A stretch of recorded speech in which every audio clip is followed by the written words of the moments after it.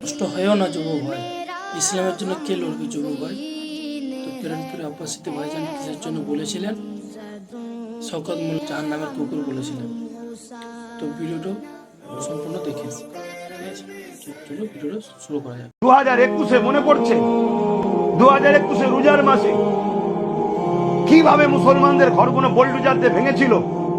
উত্তরপ্রদেশের যোগী ভাঙছে মুসলমানদের, আর এ বোল্ডুজার দিয়ে ঘর ভেঙেছিল। ঘরকে ভেঙে পুকুর করে দিয়েছিল, ইফতারকে ফেলে দিয়েছিল, কোয়াল ভেঙে দিয়েছিল, বাড়ির পাত্র পানি পান করার গিলাস পর্যন্ত রাখেনে তুলে চলে গেছে। ছোট্ট ছোট্ট বাচ্চাদের উপর জুলুম করেছে। কি অপরাধ? এই বেঈমানকে নাকি ভোট দেয়নি।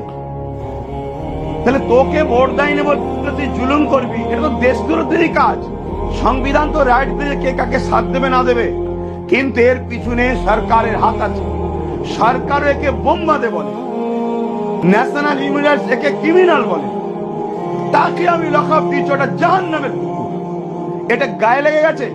ও তো কুকুরেরই খসলত, মোমেনদের উপরে কেস দেয়। আপনি জানেন না, কয়েকদিন আগে কোন এক মহিলা রাজ্য সরকারকে বলেছে স্বামী নাই, ভাষাটা হয়তো চলতি ভাষা বলেছে, তার নামে কেস দিল। কিন্তু যখন হুজুর পাক সাল্লাল্লাহু আলাইহি ওয়াসাল্লাম ইসলামের প্রতিষ্ঠান, মসজিদ, মাদ্রাসা, কবরস্থান কেন্দ্র সরকার আইন তৈরি করে মিটিয়ে দিতে চাইছিল, কেন্দ্র সরকারের বিরুদ্ধে কেস করেছে। এদের মসজিদ, মাদ্রাসা, কোরআন, দিন, ইসলামের জন্য এদের কোনো জানে কাঁদে না। এদের কাঁধে ওদের ওরা যে কাতারে, সেই কাতারের যারা